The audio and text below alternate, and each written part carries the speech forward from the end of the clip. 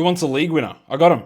All of the best picks, maybe. Well, a lot of them. Guys you can take at the end of drafts that I think are going to be interesting upside flyers. That's not as exciting as saying league winners. This is winning a league, Michael Bolton. Thanks, Josh. It's Michael Bolton here, and it's time for another episode of the Locked On Fantasy Basketball Podcast. Let's get to it. Let's get to it, indeed.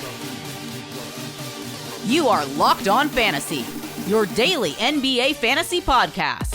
Part of the Locked On Podcast Network, your team every day.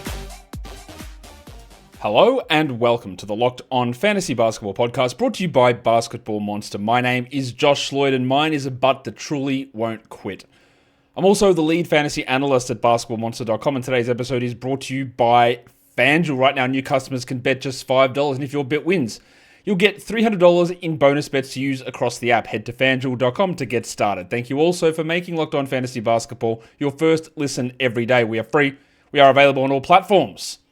Quick update on the Locked On Fantasy Basketball Bowl. Linktree/LOFB Bowl. QR on the screen. There's a new head-to-head league that is available. Not many spots left. Time we're recording this, like 20. Once that is full, we'll do another one. There'll be auction drafts that come at some point this week. Probably another points league. Debating that one. We'll see how we go. But click the link and you can join in. Another announcement as well regarding very, very good and very strong leagues. The FBI World Cup is back. I will have the link to the FBI World Cup registration in the description. There is going to be 576 total teams in that. It is standard 9-category, 14-man roster slow drafts. You would have seen the FBI World Cup. It's been around for a long time. There is a redraft phase in that one as well. 2 redraft phases, all the way down to the final champion who will pocket over $3,000. Whole prize, all the prize details and the rules and that will be linked in the description also, so you can check that out. So you can check out the link for the FBI World Cup, plus the spots in the Locked On Fantasy Basketball Bowl at the moment. So what are we doing in this show? We're talking about flyer picks. And you know my strategy in leagues is that often, and for the majority of times, one of the big things that you can do to win fantasy leagues is find somebody in your later picks who has a gigantic leap out of nowhere. You're going to drop a lot of your last picks, probably your last 3, maybe your last 4 picks early on. You'll cycle them through. So taking a boring guy with 0 upside, I'm looking at you, Harrison Barnes, yes, you will cop it until you retire, isn't worthless most of the time. You want to take someone where you go, I don't know that they're going to start. I don't know that they're going to be good. There's a 5% chance of that. You take that guy in round 11, and if it hits, it's great. You do that with Dyson Daniels, or you do that with Jalen Johnson in previous years, or you do that with whoever it is, right? It doesn't always work out very clearly. It's impossible for that to always work out, but you take the chances on those. You could start that as early as round 10 if you want, probably more round 11, but you're stacking up high upside picks. So we're going to go through, I've got a lot of names here. Some of them will be tailored more to slightly deeper formats. Most of them will be standard league sort of guys who basically are available outside the top 120 picks in fantasy leagues. You might say they're the league winners. I will, just on the title because it's fun, but they're not, right? These are just guys to take chances on. These are just guys where I can see the argument of why this might work. And some of them will be better options than others. Absolutely, that'll be the case. So we might as well just talk about them. We're going straight from the start of the alphabet, starting with A and Atlanta, going through all the teams and where the Flyers might reside. Again, we're looking at guys who are outside that top 120 in either rank or ADP, and in most cases both. And Zachary Ricochet. I don't know that Ricochet is going to be much better than last season. He has trouble with some of the parts of his game in terms of contributing outside of scoring or even consistency. But I think the minutes go up. I think he starts, and he's definitely a reasonable pick. An upside pick at the end. I'll just keep referring this back. What other name can I use that's not Harrison Barnes? Maybe we can say Jeremy Grant, who, by the way, Portland Trailblazers Media Day, Jeremy Grant looks completely checked out. He says he's surprised that he was back on the team. And then though he was asked about whether he was coming off the bench, he's like, nah, I don't think so. So just, again, a reminder that I know that people have been very critical of me for suggesting that there was even a possibility that something happens with the lineup and maybe Denny Avdia doesn't start like last season. Again, I firmly believe that Denny will start, but Jeremy Grant has not come off the bench once. Once. In Detroit or in Portland. And it doesn't sound like he's going to do it this season, so who else is it? Going to be Shaedon Sharpe? I guess so. I'm not saying it's going to be Denny, but one of Denny, Shaedon, Drew, which if it's Drew, they've got no point guard, or Kamara has to come off the bench if Grant is indeed going to start. But he's a boring-ass pick as well. Just, again, to float that name out there. Yeah, you want to get someone like a Ricochet where you can see the minutes upside, how it can play out. In Boston, we have no idea what the starting 4 or 5 is going to look like. That's why the Pascal Donata Nemesh Keita is a really interesting pick. Keita is a stereotypical fantasy big man. Field goals, blocks, rebounds, better in category leagues than points leagues. Could be a bad free throw guy, although he shot 75 last season. Not going to hit threes, not going to get assists or steals. He played 14 minutes a game last season, but should hit over 20 this season, and I think he'll be the starter for the Celtics. There are a lot of Celtics flyers that you can take in fantasy drafts this season, and I think Keita is probably the best one of that group. Chris Boucher might be a starter. I think Boucher is completely washed. I think he'll be like maybe the starting 4, maybe the backup 4. But he's a name again that you can throw in there as someone to take a look at. Same with Luka Garza, who might get the spot over Keita. Now, Garza has been way worse than Keita in his career. He is a guy that can shoot, and we know that Sneaky Joe Mazzulla likes that. But he has been bad, and he's a bad defender. And the other one is Sam Hauser, who I think is probably going to start next to Keita. Hauser, though, is more of a 3-point specialist. But these are all options. Again, you can go a little bit deeper into, say, 14-teamers for a Hauser or a Garza. But these are flyer types because we just don't know where the role is. In terms of deeper formats, Josh Minott and Baylor Scheiman in Boston as well are names to keep on the radar as those swing-type options. If we go to Brooklyn, Day'Ron Sharpe. I don't think that he's going to start over Nick Claxton, but I'm also not going to be surprised if Claxton gets traded, fake injured, or just sucks again and gets himself ejected 35 times. Sharpe outplayed Claxton at times last season. It could also move into a 26, 22-minute split. Don't think it will, but it could. So we look at Sharpe as maybe an option, and then we don't know who their starting point guard is. It could be rookie Yegor Yeoman, who was I thought, surprising pick in the first 10 picks of the NBA draft. I think he's going to have some real struggles. But if you can be a starting point guard who maybe gets 6 assists, maybe 7, maybe over a steal, yeah, with some probably dogshit percentages, but that upside of that sort of a player is really useful for fantasy teams.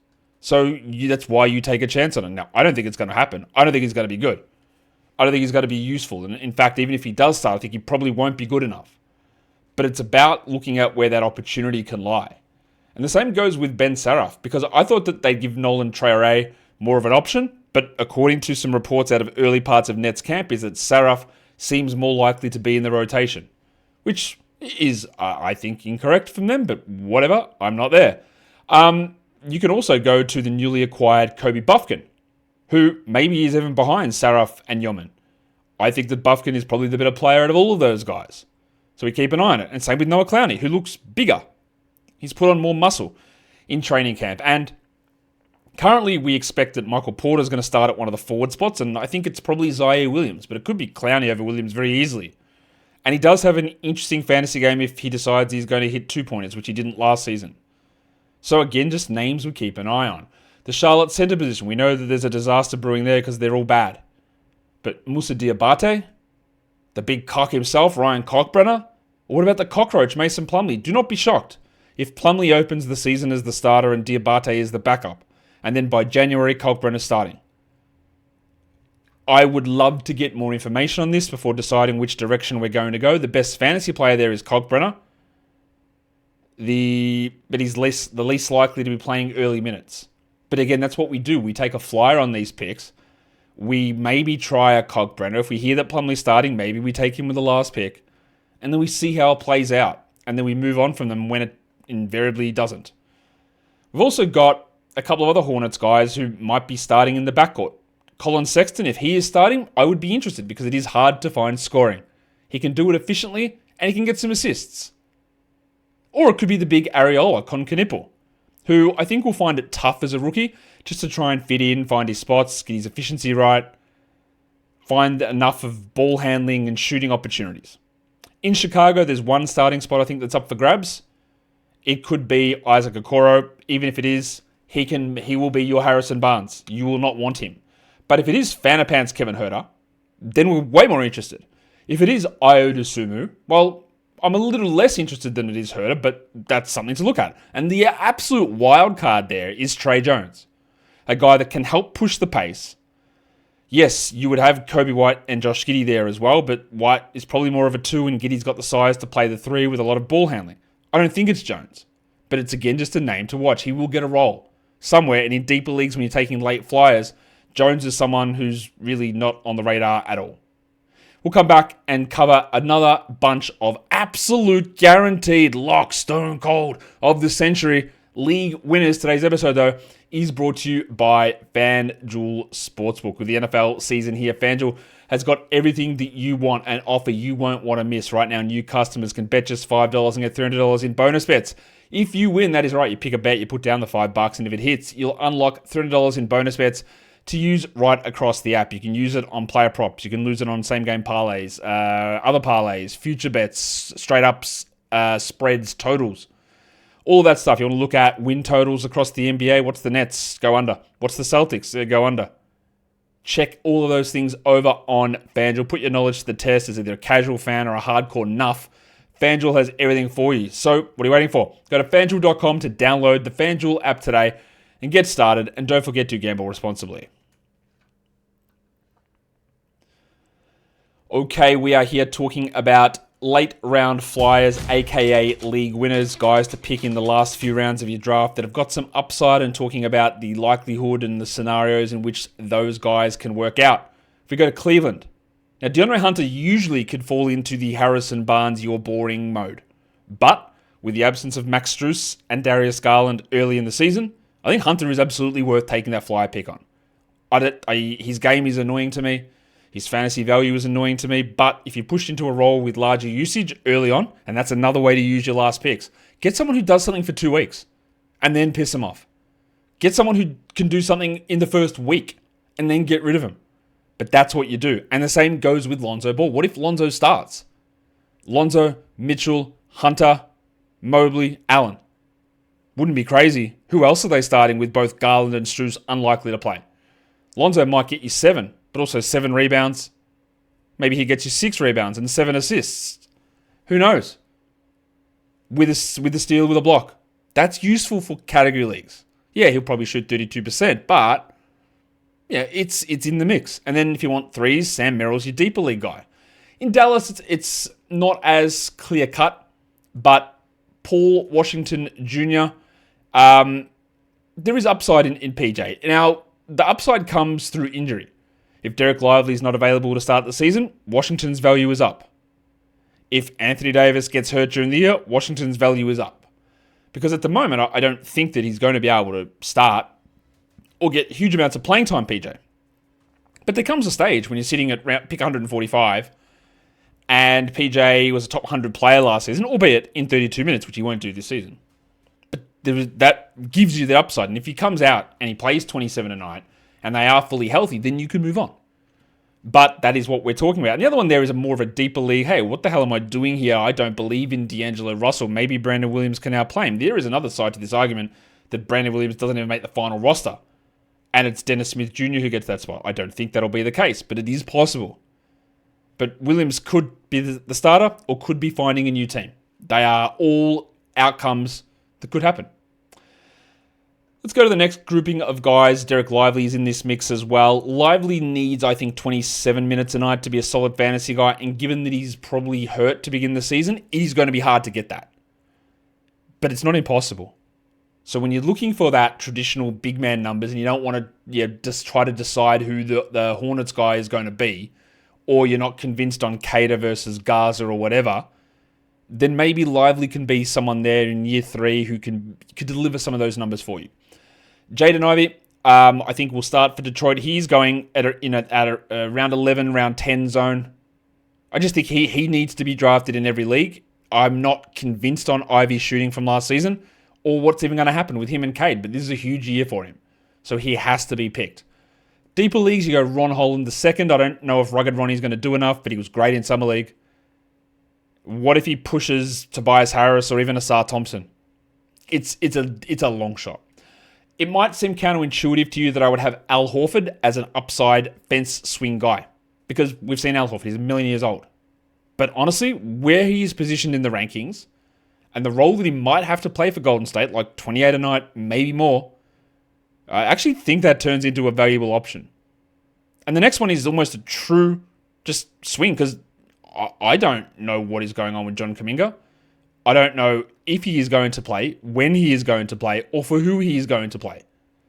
But if you get John Kuminga in round 12, somehow fences are mended, and he plays 28 a night for the Warriors, all gigantic ifs, it's fine. It's a great pick.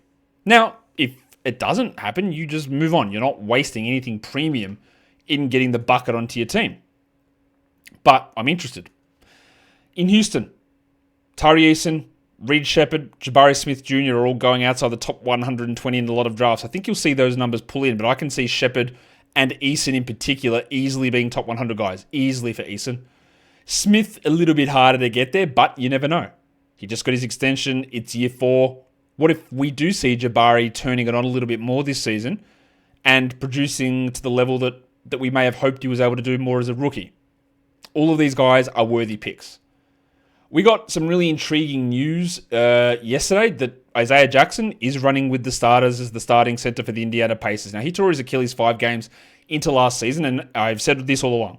I believe Isaiah Jackson is a better player than Jay Huff, and if Isaiah Jackson had not torn his Achilles, he would be a very easy pick for one of the absolute sleepers, flyers, upside picks of this season. But he had torn his Achilles. I didn't know that he would start the season healthy or in the starters. Well, it looks like he is. So we absolutely go hard on Isaiah Jackson. He is an absolute... I would take him in round 10, honestly. He will be frustrating. He will have foul trouble. They will have minutes rotations, and it's Carlisle. That will happen. But that does not matter to me.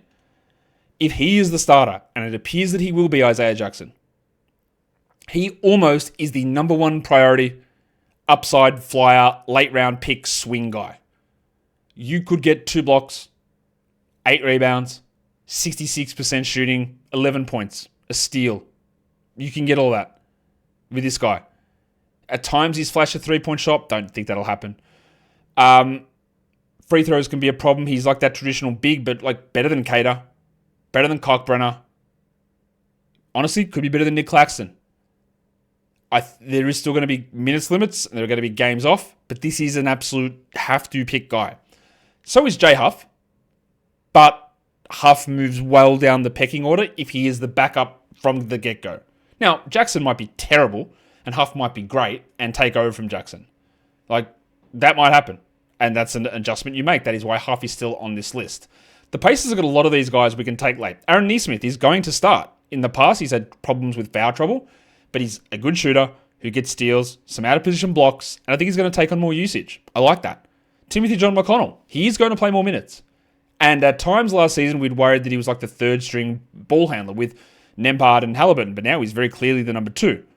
And instead of like 16 minutes or 17 minutes, he probably plays 21 and gets you strong assists and steals, even in a reserve role. And if something happens, through the roof. So I love that as a late pick. Obi Toppin, I don't think he's going to be a huge upside guy because Jackson's healthy. But if I'm in a deeper league, what he brings is very strong. For the Lakers, I do like Marcus Smart as an opportunity to just take that defensive flyer who has a chance to start over Rui Hachimura. And Smart might be completely washed, and I think he probably is. But it is not crazy that he's a 9-point guy with 2 threes, 1.9 steals, 4.5 assists, 4 rebounds, which is useful with upside.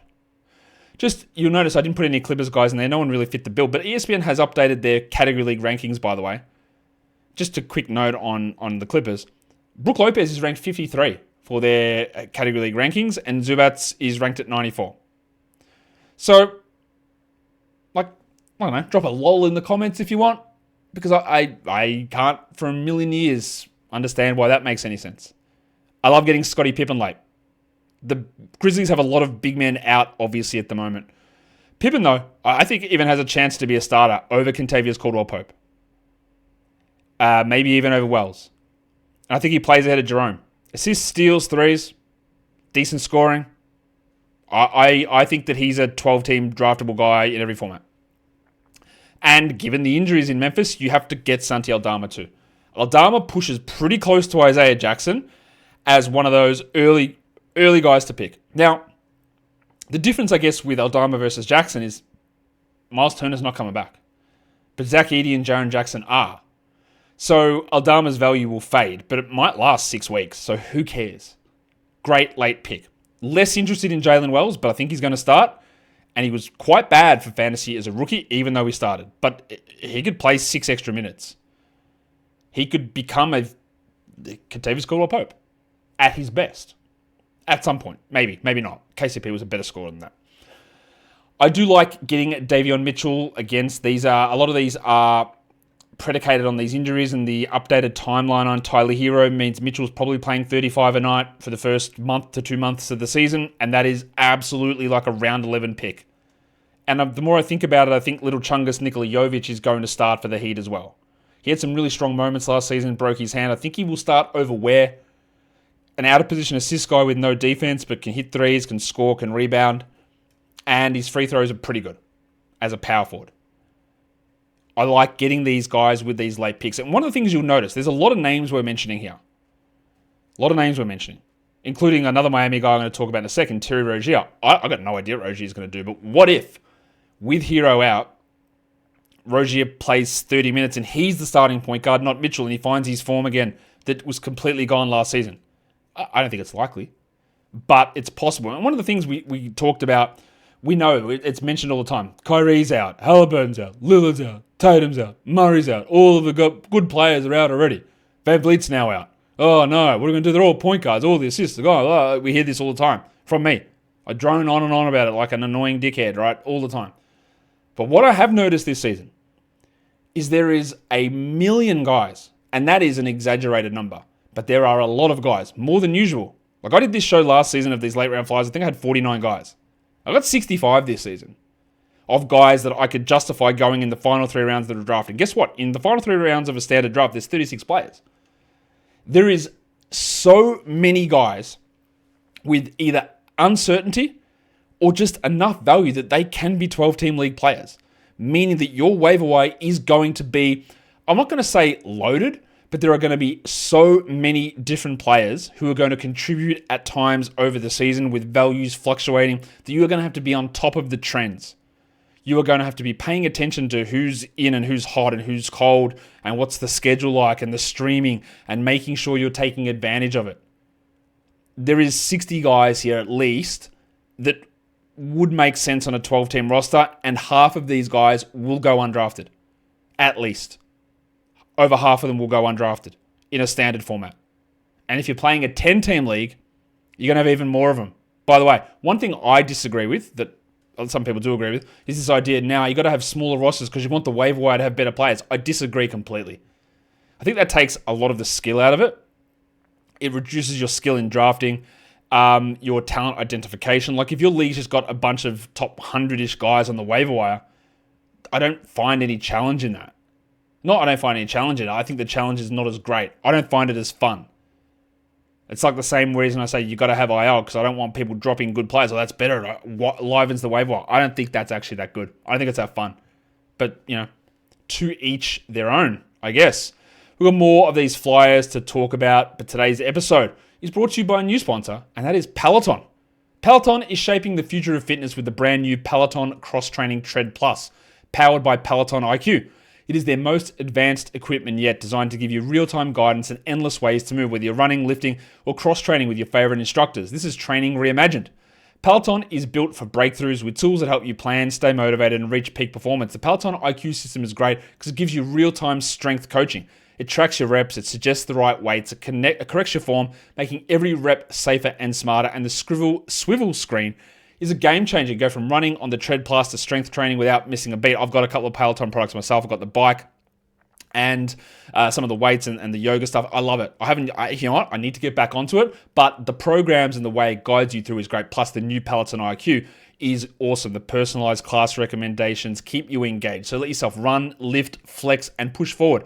Explore the new Peloton cross-training Tread Plus today at onepeloton.com. Okay, we are here talking about late round flyer picks for fantasy leagues, guys that you can grab in round 11, 12, 13, 14, maybe round 10 of a standard draft, just to see what they can bring. What is the upside? Where do we go with these guys? And in Milwaukee, Kevin Porter's the guy that I like as the point guard, but that doesn't mean that you can't take the chance on Ryan Rollins, because if Rollins gets the start, he will deliver assists, he will steal, he will also generate steals for your fantasy team, and he worked on his three-point shooting a lot. Now, the volume was pretty low, but I like the pick. Kyle Kuzma is available in the last rounds of every league. There is a chance he comes off the bench. There is a chance that, like Kyle Kuzma and like law suggests, he will be terrible.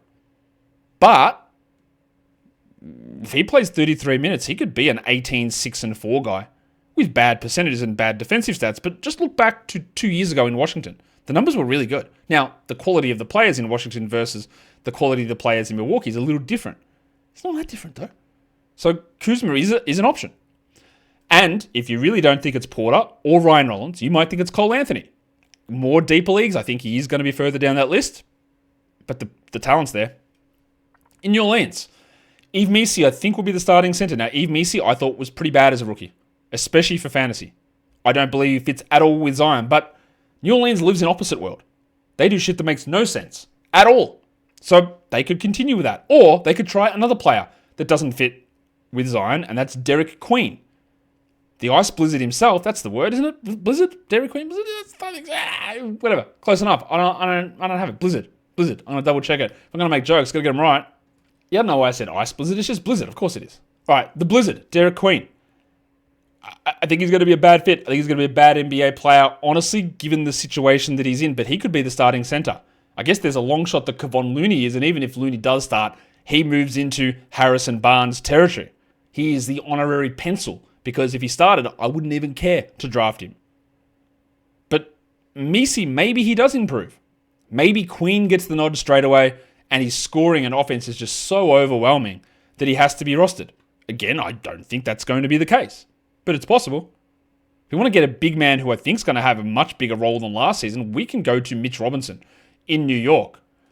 Because I don't know if he's going to take it from here necessarily, but I think he's going to start over Josh Hart, and even if he doesn't, the minutes are going to be up.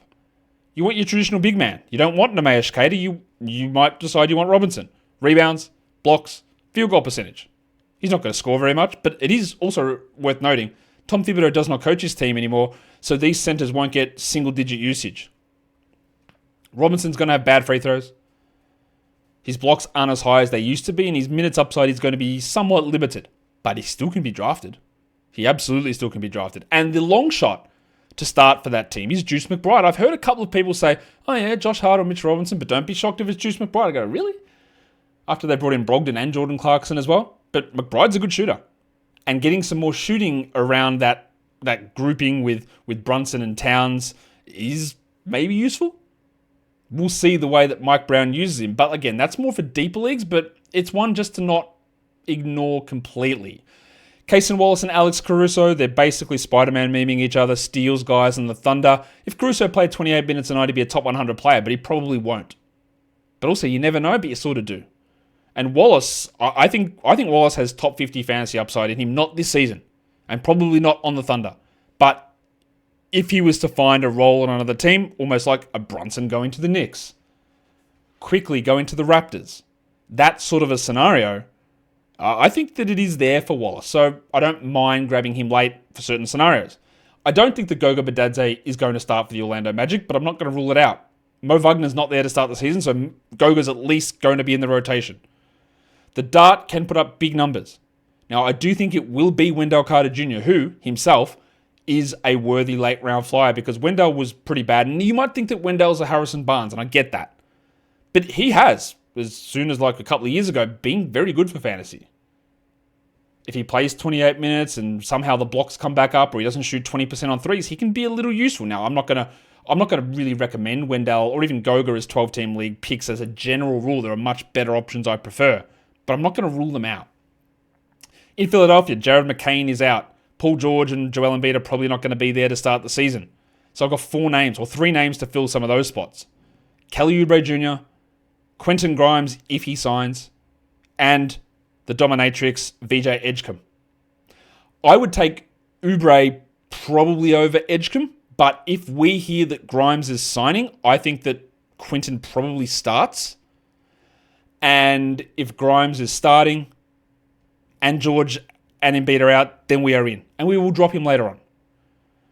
Edgecombe could be a starter as well. I think he's going to struggle a lot with efficiency and getting enough usage, but the defensive stats will be there. And Oubre is almost a lock to start, I would say, with Paul George out, and he needs those guys out to get enough usage. So I can see Oubre, Grimes, and Edgecombe all being draftable, as well as the next guy, Adem Bona.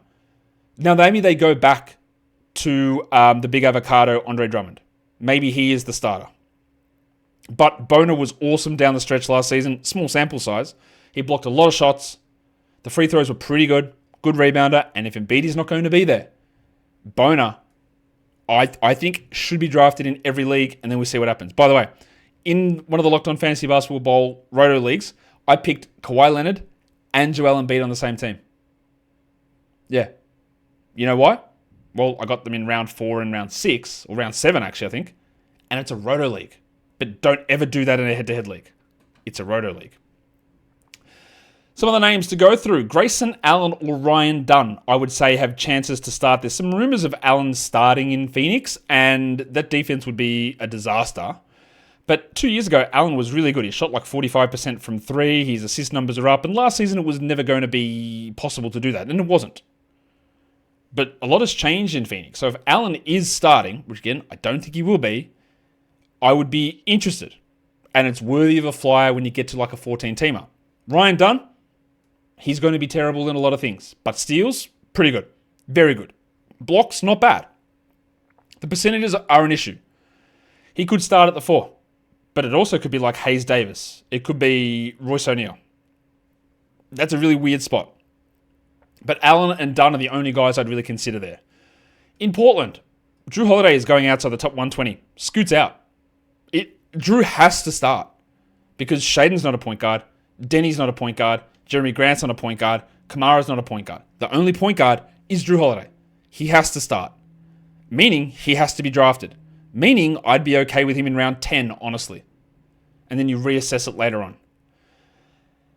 In Sacramento, I believe that Dennis Schroeder will start. Now, I believe that Dennis Schroeder is a guy that needs a high usage on a terrible team to even sniff fantasy relevance paired with efficiency that doesn't hold. And we've seen that story. He was a backup in Detroit. He was terrible in Golden State. He was good in Brooklyn. But starting point guards are not hard. That's not true. Well, they might be hard. That's their own business. They're not easy to find. And he's, I think, going to be that. I think he's going to start over Malik Monk. But it also might not go their way. They might not play him that role at all, and maybe we get more Keon Ellis, who is also worth a flyer because he is a guy that all we need is 26. If we get 26 minutes, Keon Ellis is a 12-team league guy, not in points in categories. So that's worth a flyer, even to get those steals in, even though it seems an unlikely scenario. In San Antonio, I think that we look at Jeremy Sohan as that guy. I don't know what they're going to do with starters. It could be Barnes, could be Vassell, could be Champagny, or it could be Sohan. I think it is going to be hard for Sohan to deliver enough efficiency and usage to be a 12-team league guy, but the upside is there for a young player. Dylan Harper, I'd feel better about grabbing if A, he wasn't a rookie, B, Castle and Fox didn't exist, and C, he didn't have thumb surgery. But now that Fox is out with a hamstring injury, and by the way, I was never considering Fox in the 2nd or 3rd round, so I'm definitely not doing that now.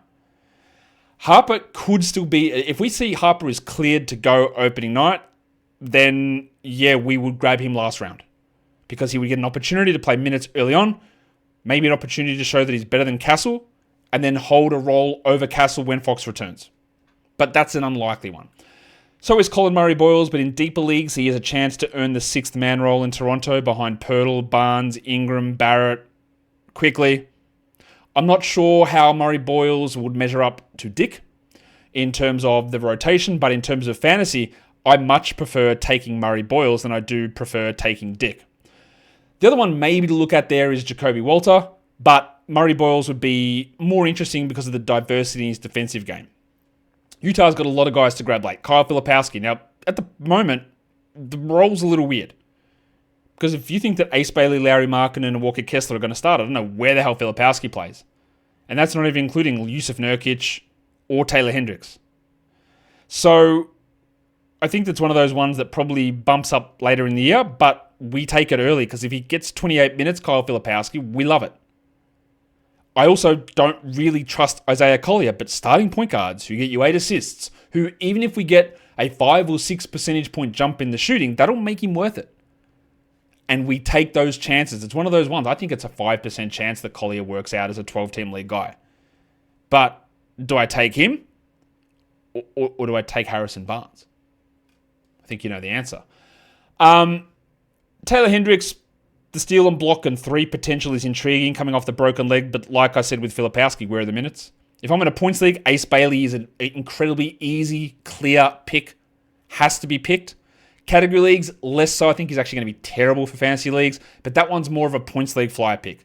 Bryce Sensable's got a chance to start, and if we're drafting now, we take the flyer in the last round, and we see what happens. It probably doesn't work. But until that's confirmed, let's go with it. And then there is the long shot for deeper leagues, Walter Clayton Jr., who has to pass Keontae George, Isaiah Collier, and probably even Sensible. I would not trust a undersized, older, rookie point guard to come in with a large role early on. As much as you might love Clayton, I don't believe in that. But I put the name there.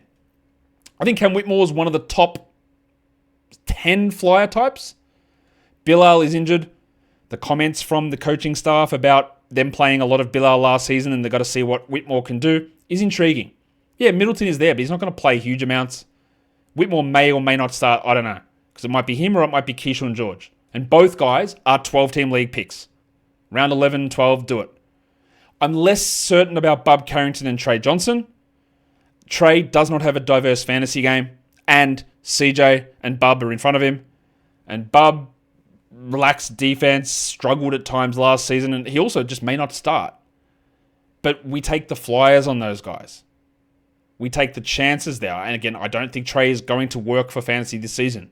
I think Bub's got a larger chance of it. And I'd rather take Whitmore over all of those guys. But they are all options. I could have probably chucked another 10 names or so into this list of players that you could take a flyer pick on. And some of them you'll say, that's never going to work in a 12-team league. And I understand that. But that's the idea. Because there'll be 5% of people watching this or 10% of people that are watching this that will see the pathway for that guy. Because there's going to be random things that happen all the time in fantasy. It's part of what we love about it. Like, wow, that's a breakout from that guy. And instead of the boring, absolutely no chance to be good guy, we take these players. But one of the other major takeaways from all of this, I think, is just the idea that the waiver wire is going to have a lot of interchangeable pieces and parts this season. More so than in other years, I think is the case. A lot of interchangeable players, a depth of flyer that I haven't seen in a long time, to be honest. And there are other names that I could have chucked in there that will appear when we get more injuries through the preseason. So, check them out. Make your end draft strategy high upside. Don't make it low floor. Make it high upside. But also remember that if there is a guy that you think might be the 110th best guy, taking him at 110, not a good idea. But if he's there at 150, well, guess what? He just turned into a low risk, high upside flyer.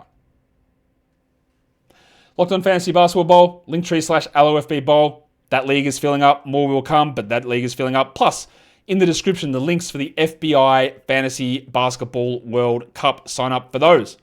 Subscribe here, thumb it up, leave your comments, give it a hype on the YouTube mobile app. Guys, we are done here. Thank you so much for listening, everyone. See ya.